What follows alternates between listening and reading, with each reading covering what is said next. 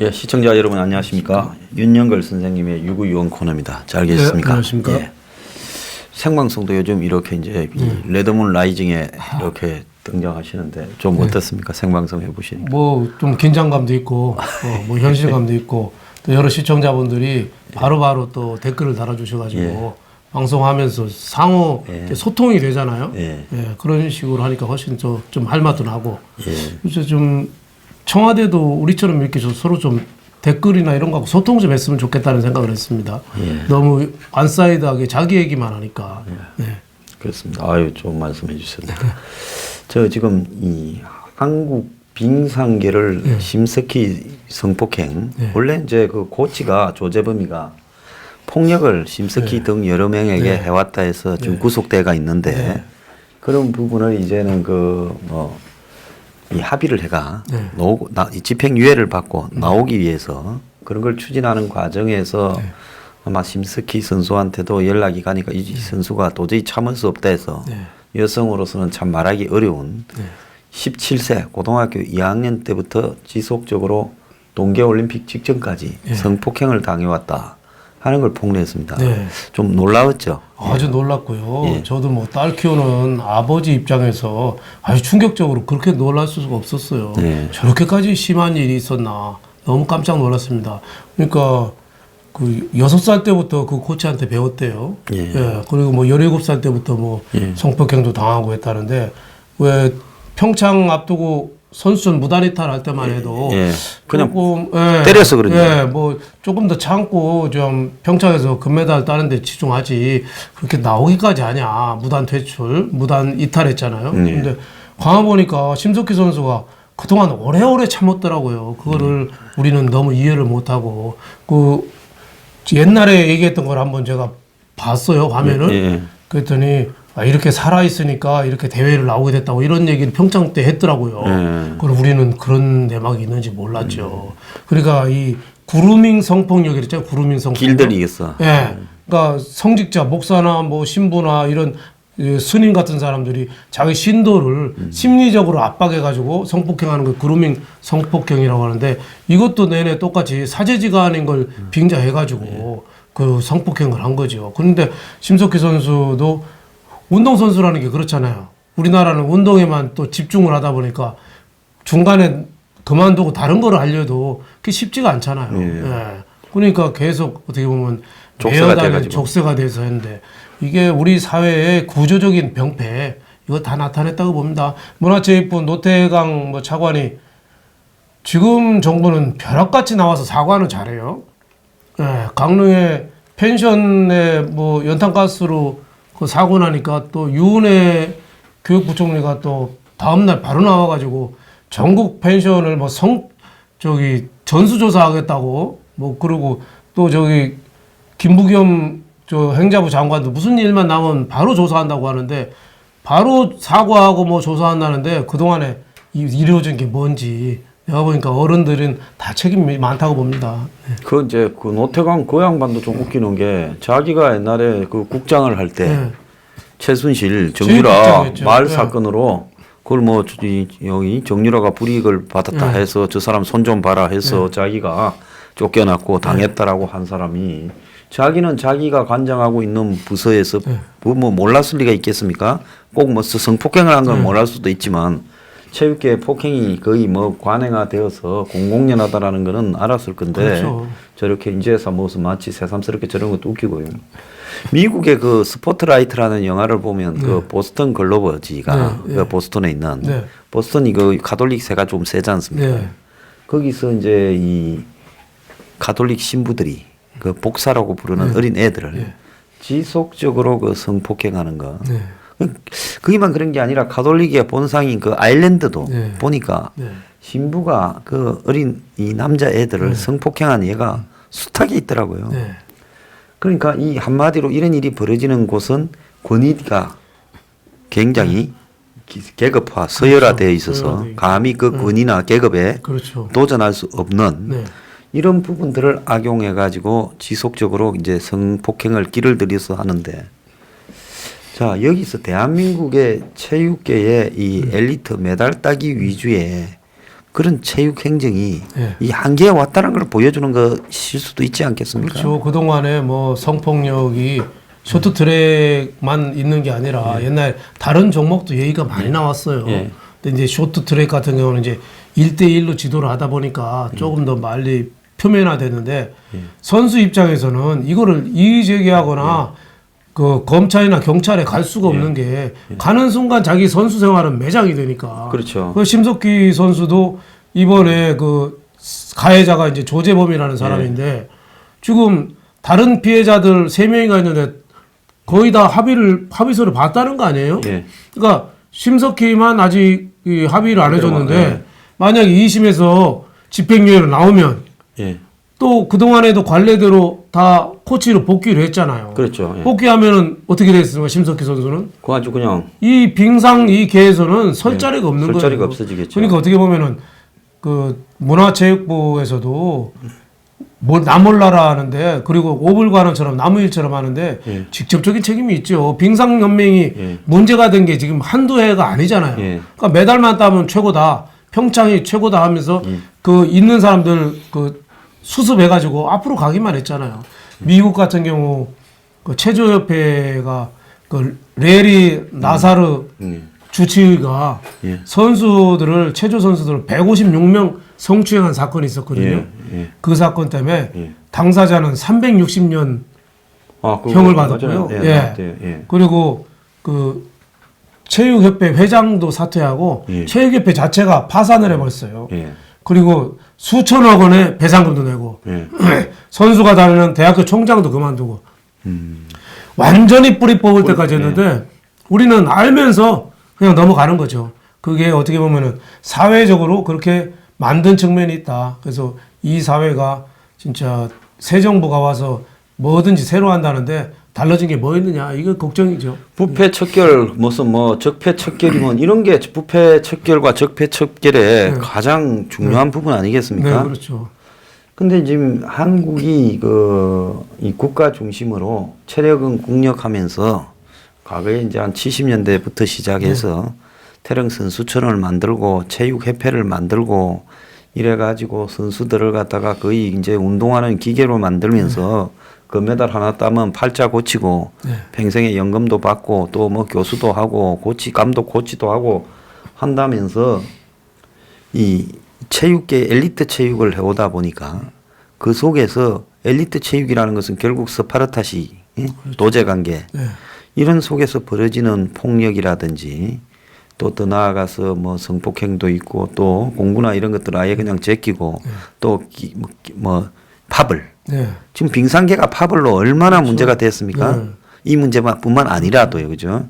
팝을 이런 것들이 지배하면서 뭐 지난번에 뭐 안현수입니까? 그 사람은 뭐 러시아로 가서 또 금메달을 몇 개를 받았지 않습니까? 이런 어떤 체육의 문제를 청산해야 이런 문제도 없어지지. 안 그러면 또 떠들다가 나머지는 덮어져 있다가 또 몇 년 뒤에 터지고 그러지 않겠습니까? 계속 뭐 그런 게 되풀이 되는 게 우리의 문제점이 아니냐. 그동안에 학교별로 또 팝을 이 빙산연맹도 한두 해가 아니거든요. 서로 학교별로 또 잡고 있어요. 그 유도도 그렇고 다 그렇습니다. 유도도 그렇고. 옛날에 축구도 그랬잖아요. 축구도 그 히딩크가 그래도 월드컵 4강까지 간 거는 학교 무시하고 했잖아요. 근데 홍명보 주장은 브라질 가서 뭐 박살난 브라질 가서 한 게 그것 때문이죠. 학교 뭐 그것 때문에 했는지 몰라도 결국은 성적이 나빴는데 학교 우선적으로 하다가 고대 우선적으로 하다가 그래 됐다 이런 또 비난을 받은 거죠. 그런 면에서 이런 거를 극복하기 위한 총체적으로 백지서부터 시작이 돼야 되는데 옛날에 하던 거 그대로 그냥 하다 보니까 아무런 개혁 의지도 없이 특히 문화체육부 체육국이라는 게 그 어떻게 보면 그냥 눈치나 보고 뭐 이런 거 아닌가. 그리고 한국의 각종 협회들에서 난무하는 수영협회 대표적으로 시작해서 심지어 프로축구나 프로야구에도 성부 조작이 가끔씩 나와서 그러지 않습니까? 그래서 일본 같은 경우에는 스스로 자기들이 이제 선진국에 도달했다고 느끼는 시점에서 엘리트 체육을 없애고 네. 그야말로 동호인 중심으로 그렇게 클럽 중심으로 가지 않았습니까? 네. 우리도 아마 그렇게 돼야 돼요. 저도 이제는 한국의 금메달 뭐 몇 개 따는가에 대해서 네. 신경을 끄고 지난번에 아시안 게임에 우리나라 야구가 그래도 우승을 했죠. 예. 그래도 그렇게 욕을 얻어먹은 게 그 병역 때문에. 글쎄 말이에요. 예. 그런 군대 대가를 가기로 한 선수를 빼가지고 선수 기용해가지고 그 선수들 병역 면제.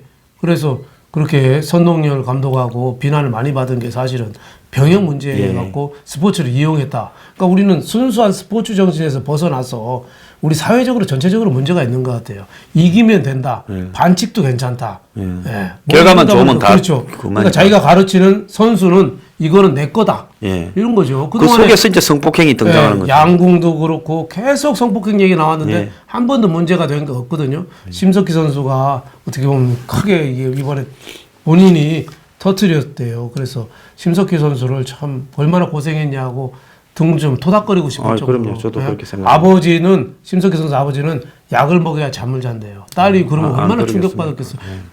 아버지가 그 스케이트를 시켰는데 딸이 그런 식으로 그 라카에서 학교에서 뭐 이런 데서 성폭행을 당했다고 생각하면 그야말로 피가 거꾸로 솟는 거죠. 해안이 그 말도 아니겠죠. 자, 그 스포츠계에 지금 이 널리 번져 있는 성폭행 문제를 좀 다뤄봤습니다. 자, 엊그제 또 우스운 사건이 하나 있어서 한번 짚고 넘어가려고 그러는데요. 서울시가 시무식에서 문재인 헌정곡을 그러니까 미스터 프레지던트라는 노래를 시무식에서 틀어가지고 온라인에서 논란이 일어서 박원순 시장이 직접 사과했다는데 시무식 배경으로 박원순이 입장할 때 미스터 프레지던트라는 이 곡을 깔았다는 거예요. 유명한 작곡가 그 뭐 문바인 김형석이가 문이 되고 난 다음에 이 문헌정곡이라고 작곡한 거랍니다. 그런데 그게 이제 트럼프가 방한했을 때 청와대가 의장대 사회를 하면서도 이 노래를 틀었다는 거예요.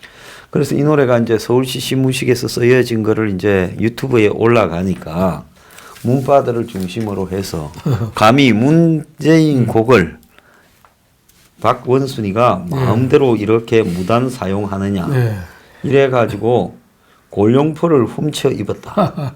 지금 국가 원수한테 맘먹자는 거냐. 자, 무단으로 틀은 굳이 그 곡을 틀은 박원순도 유치찬란하지만은 그걸 틀었다고 해가지고 골룡포를 이렇게 훔쳐 입었냐고 하는 문파들도 어지간한데 이 소동 좀 어떻게 느끼십니까?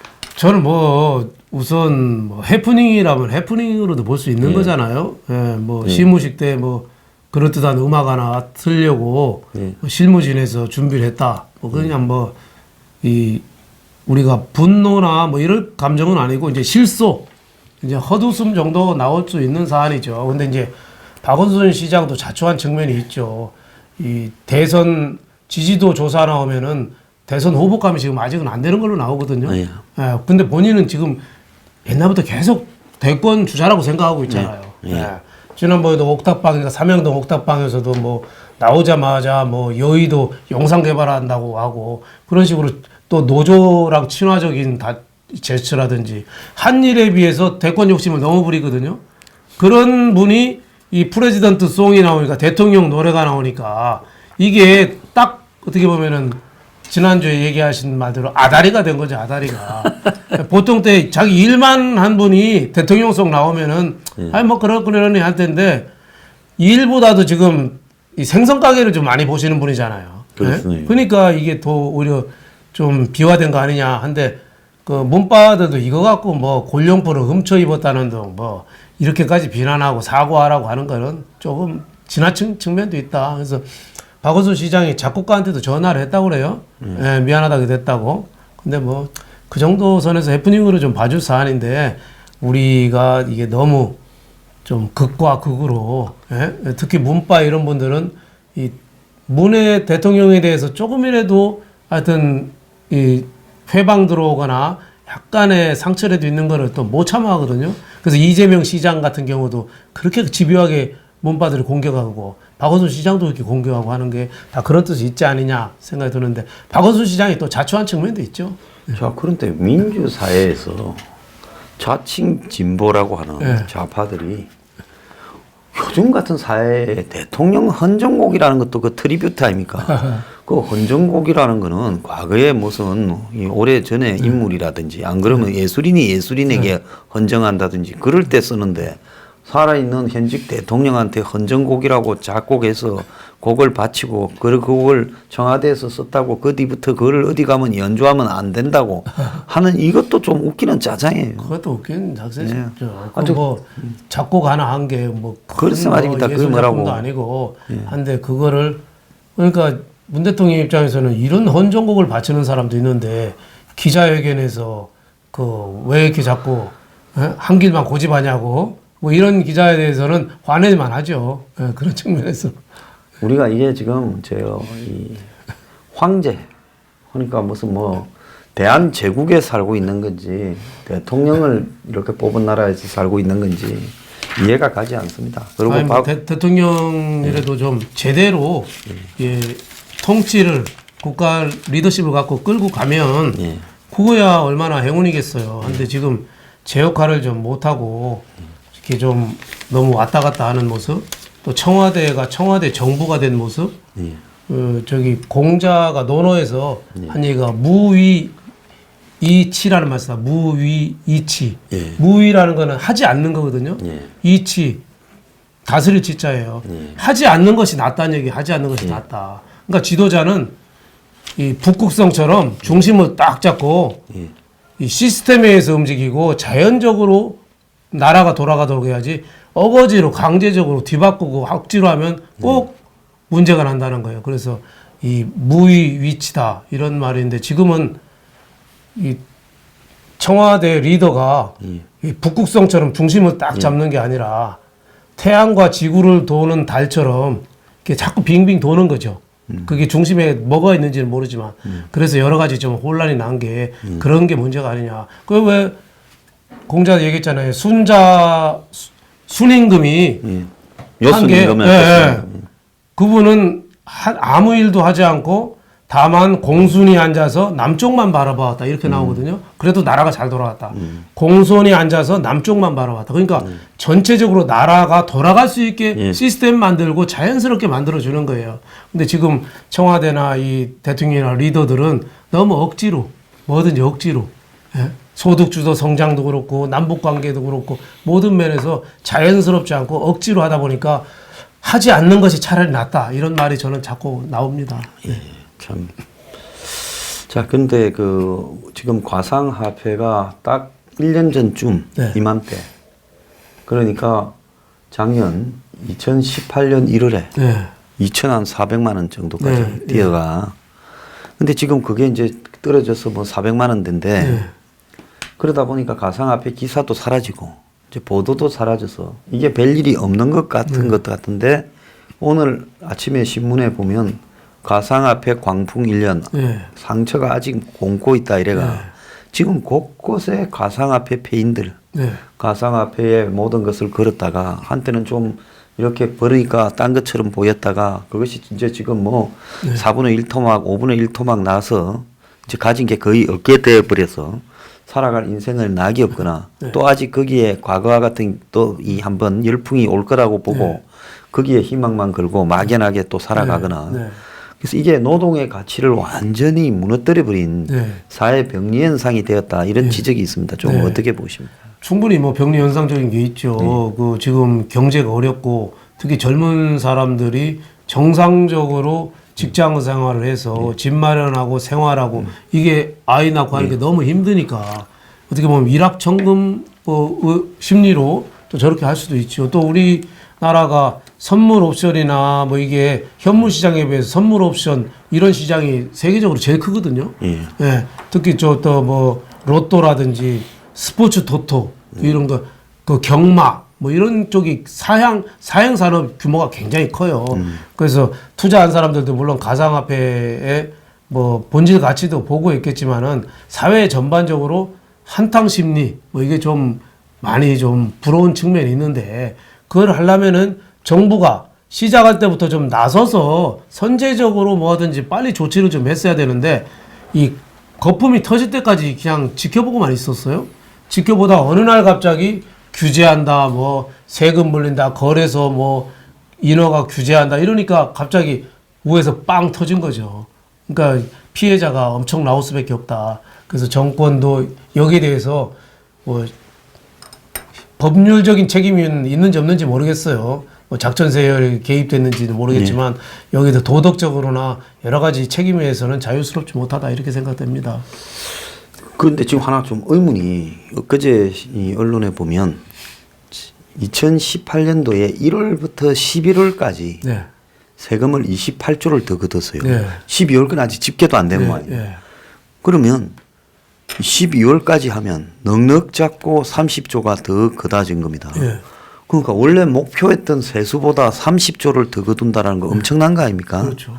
그런데 여기서 우리가 하나 짚어야 될 거는 왜 가상화폐는 세금을 거두려고 이 세금에 눈이 먼 정권이 가상화폐를 방치하고 있는가? 저 조사해서 버린 사람들 다 잡아내서 그래가지고 그 거래소 가서 압수해서 그래서 얼마 벌었는가 다 가상 계좌라도 찾을 수 있을 거 아닙니까? 그렇죠. 그래 잡아가지고 그 사람들을 갖다가 전부 다 세금을 추징을 네. 불로서도 얻은 거 아닙니까? 그렇죠. 예. 주식도 차익에 대해서 자, 주택에 대해서 부동산 급등했다고 부동산에 지금 얼마나 세금 때리고 있어요? 그건 뭐 양도세가 2주택, 3주택이면은 이 다른 거 부대 비용 합하면 한 70%를 내야죠. 예. 10억 차이 있으면은 한 7억을 내야 됩니다. 예, 그렇게 세금을 때리고 있는데 왜 가상화폐에 대해서는 세금을 안 때리냐? 거기에 대해서는 좀 의구심이 좀 나죠. 일부러 시장을 좀 키우려고 한 거 아니냐. 그리고 또 누군가는 또 거기서 또 차액을 또 먹으려고 또 그런 또 이 힘센 사람이 그런 좀 오해를 살 우려는 충분히 있다고 봐야죠. 어제 기자 한 명이 가상화폐에 왜 세금을 안 때리냐? 태양광 왜 조사를 안 하냐? 그거 손들고 문재인 앞에 한번 물었으면 문이 뭐라고 하는지를 아마 대답을 잘 못했을 것 같은데요. 뭐 가상화폐는 뭐 드라마에 나오는 겁니까? 뭐 이렇게 이야기했을 아니, 거예요. 지금 뭐 전반적으로 가계 소득이 높아졌고 젊은 층들이 취업률이 높아졌고 취업 그 질이 좋아지고 있다고 이렇게 얘기하는 분한테 그렇게 질문하면 대답을 굉장히 힘들어하는 거죠. 네.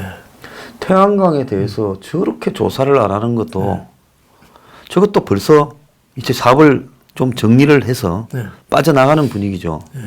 그래서 저렇게 거대한 수십조, 수백조 시장들이 갑자기 붐이 일었다가 또 갑자기 조용해지면서 아무 일도 없었다는 듯이 가는 게 신기한데 언론은 왜 보도를 하지 않습니까? 거기에 대해서 뭐 아주 디테일한 거는 잘 몰라서 그런 것도 있고, 또 취재할 의욕이 좀 별로 없는 거 아니냐 이런 생각도 들고. 우리 사회 가상화폐가 가격이 올라가고 시끄럽을 때는 온 신문의 도배를 가상화폐 열풍으로 하더만은 가상화폐가 꺼지고 난 이후에는 그런 게 있었나는 식으로 그냥 잠잠하게 태평성대처럼 가고 있어요. 근데 저게 사실은 이 나라의 젊은이들을 막 사회에 등장했거나 사회에서 이제 이 등장하려고 하는 젊은이들한테 저렇게 하루 종일 그냥 스마트폰 뒤다 보면서 돈 벌고 잃는 부분의 맛을 보여줬다면 그 뒤에 그냥 성실하게 노력해서 최저임금 받거나 중소기업 가서 일하고 이런 게 얼마나 우습게 보이겠습니까? 그렇죠.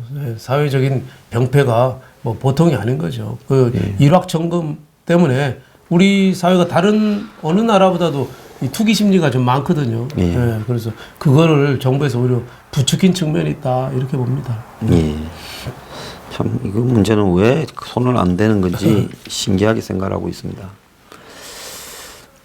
이 정권이 입만 열면 4차 산업혁명, 스마트 뭐 이런 걸 외치면서 IT 공무원을 안 뽑았다고. 그래서 17개 광역시도의 정원을 늘리면서 5년 사이에 정부와 관련 인력 비중이 공무원 중에 뚝 떨어져서 거의 뽑지를 않는다는 겁니다. 어떻게 생각하죠? 그러니까 뭐 연두 회견에서도 혁신 얘기를 많이 했잖아요. 혁신 성장. 혁신 성장 하려면은 그게 또 다 스마트형 공장이나 또 R&D나 뭐 이게 제일 중요한 게 IT잖아요. 거기에 대한 생각이 별로 없는 거죠. 그러니까 혁신이라는 말이 무슨 말인지를 잘 모르는 거 아니냐. 혁신이 하늘에서 떨어지는 혁신이라고 생각하니까 이렇게 IT 공무원, 또 BT, 바이오 이런 쪽에 좀 특화된 공무원들을 좀 뽑지 않고 일반 군대로 말하면 소총수 일빵빵들만 갖고 하니까 이런 쪽의 기술의 변화를 잘 못 따라가는 거죠. 우리나라가 IT가 이때까지 온 거는 사실 전두환 대통령 뭐 잘못한 것도 많지만 그때 그 최신부 옛날에 거기 통해서 그 우정사업 기금을 이 전전자 교환기 국산 전전자 교환기로서 TDX 거기다가 집중 투자를 했어요. 옛날에는 전화기가 왜 백색 전화, 흑색 전화 해가지고 그런 것만 있었죠.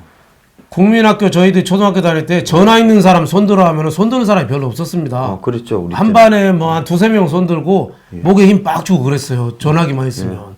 근데 어느 날 갑자기 우리가 전화기가 대중화됐거든요.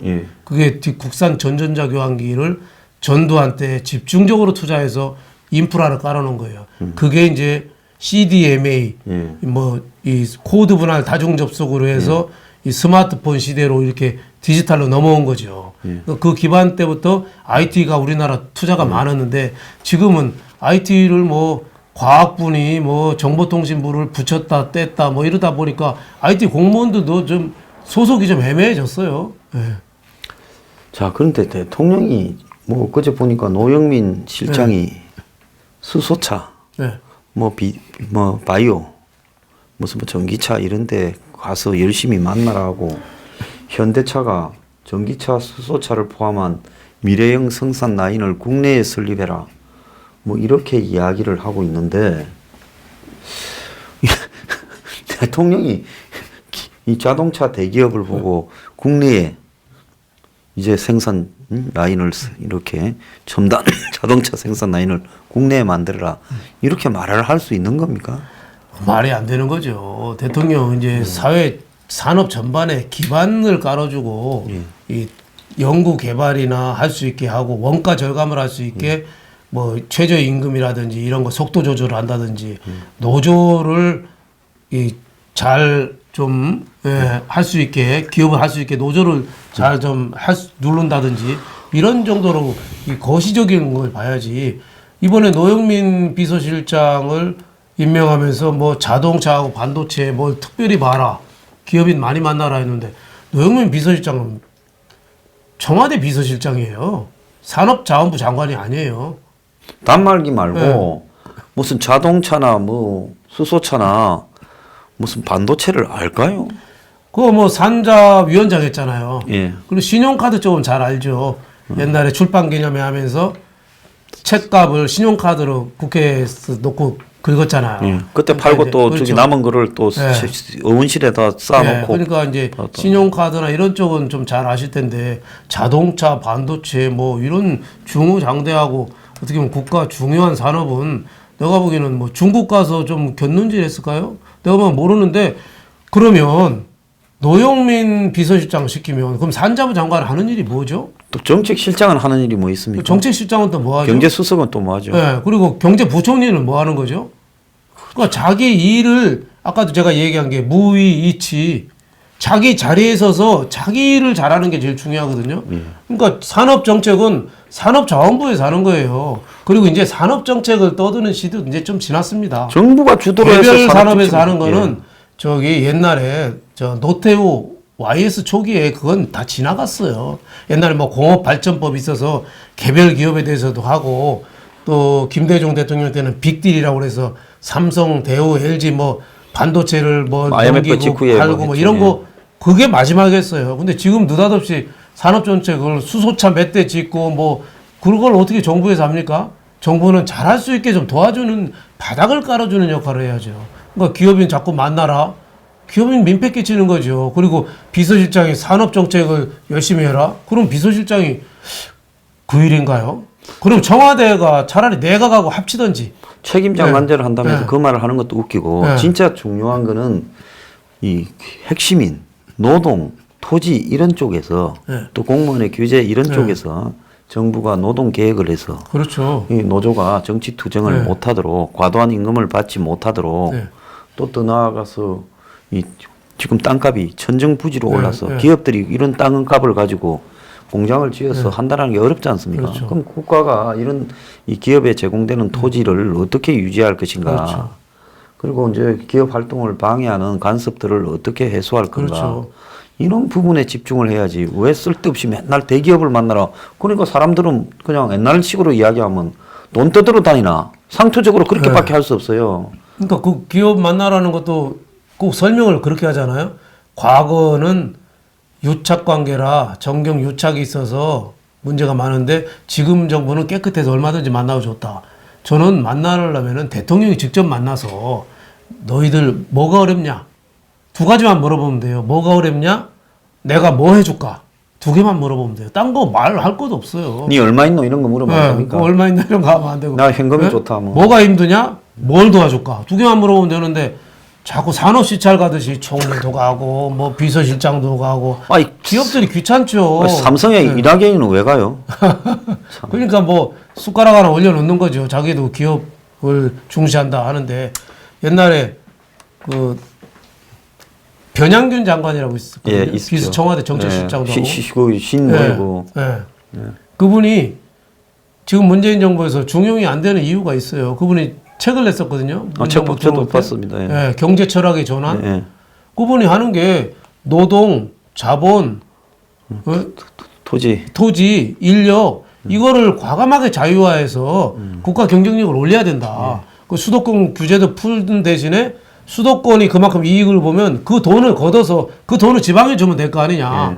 굉장히 합리적인 얘기를 했는데 그런 얘기하니까 이분이 전혀 부름을 못 받고 이제 초야에 계신 이유가 그런 얘기해서 그렇죠. 저는 통닭 때문에 그런 줄 알았는데. 통닭도 뭐 원인인데 뭐 촛불 정신으로 기업을 바꾼다 뭐 이랬으면은 지금 벌써 한잔 했을 텐데 너무 옳은 얘기를 한 게 원인이 아닌가 싶습니다. 네.